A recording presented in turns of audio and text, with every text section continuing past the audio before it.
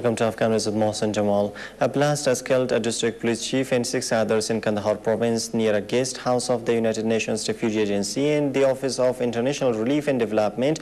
Authorities say the deaths occurred on Monday morning when a suicide bomber drove an explosives-laden vehicle into a checkpoint in an area of Kandahar city that houses several international NGOs and guest houses. The Taliban claimed responsibility for the attack, with Qari Yusuf Ahmadi, the Taliban spokesman, saying that the United Nations guest house was the assailant's target. The provincial governor's office said a gunfight between security forces and attackers erupted after the explosion, resulting in the death of a police officer. 3 civilians were also killed, the office added. NATO said Afghan security forces were leading the efforts against the attackers. The Haqqani network, which Washington has blamed for a series of attacks in Afghanistan, may have been involved in a weekend bombing in Kabul that was the deadliest ground attack against Western troops in 10 years of war, officials said on Monday. The suicide bombing on Saturday killed 13 foreigners. The involvement of the Haqqani group, believed by Washington to be based in the mountains of North-Waziristan in Pakistan, would make the already tough task of bringing Afghanistan and its neighbors together even more difficult. The Western diplomat said, speaking on condition of anonymity, that they don't have any information indicating a direct Haqqani link yet, but it's very possible it is Haqqani related. Officials said that while evidence of Haqqani involvement was by no means conclusive, the style of the attack and some of the equipment used in it raised that possibility. A senior police official in Kabul, also speaking on condition of anonymity, said the explosives used in the attack were likely to have originated in either Iran or Pakistan. The Taliban said it carried out Saturday's attack in which Americans, Britons and a Canadian died, as well as 3 other civilians and a policeman. President Hamid Karzai has flown to Turkey to attend a trilateral meeting between Afghanistan, Pakistan and the United States in advance of a regional conference scheduled for November 2nd. The President's office said that President Karzai left for Turkey on Monday. The latter meeting aims to build confidence between Afghanistan and its neighbors in the region. Representatives from India, China, Russia, Central Asia, Saudi Arabia, the United Nations and the European Union will participate in the conference.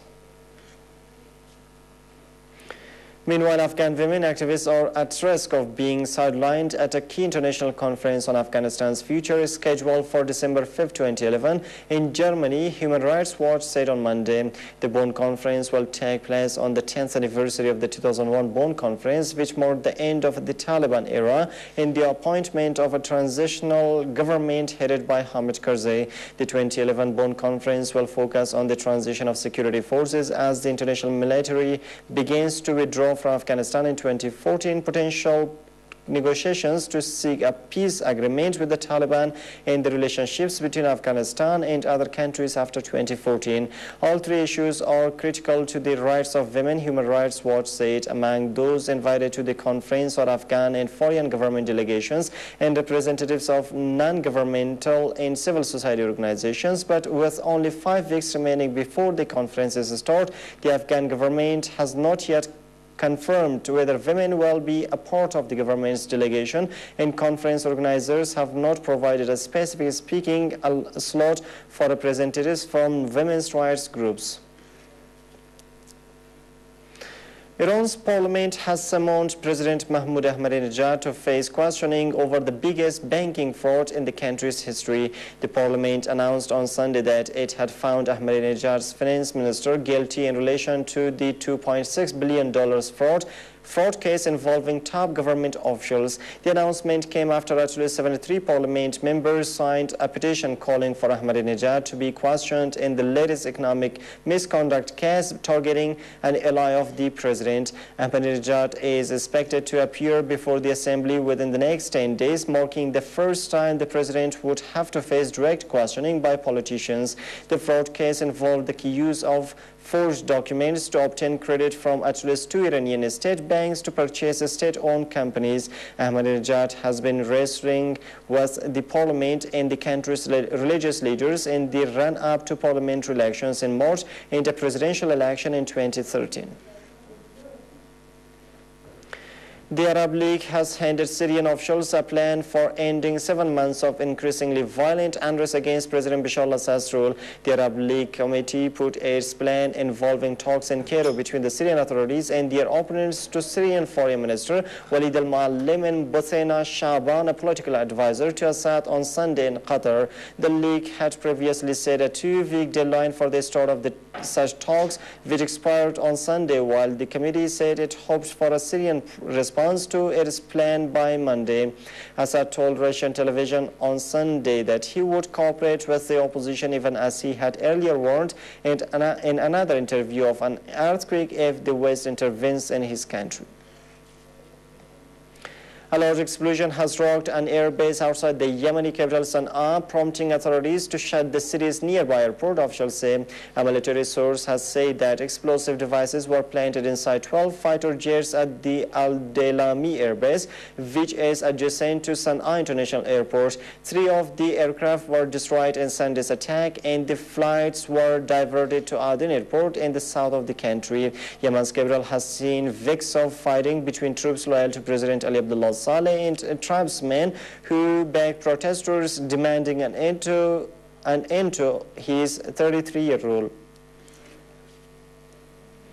A Kenyan air raid on a camp packed with displaced women and children has killed at least 5 people and wounded 45, mostly women and children, according to the aid agency Medicines Sans Frontiers. The Kenyan military admitted carrying out Sunday's attack on the town of Jibil, where the IDP camp is located, but said the raid targeted Al-Shabaab fighters who are linked to Al-Qaeda and blamed for a string of kidnappings of aid workers and tourists on Kenya's coast. Kenyan troops entered Somalia 2 weeks ago to hunt down Al-Shabaab fighters who have lately crossed into Kenya and kidnapped people. Al-Shabaab is also fighting the Western-backed transitional federal government in Mogadishu, the Somali capital.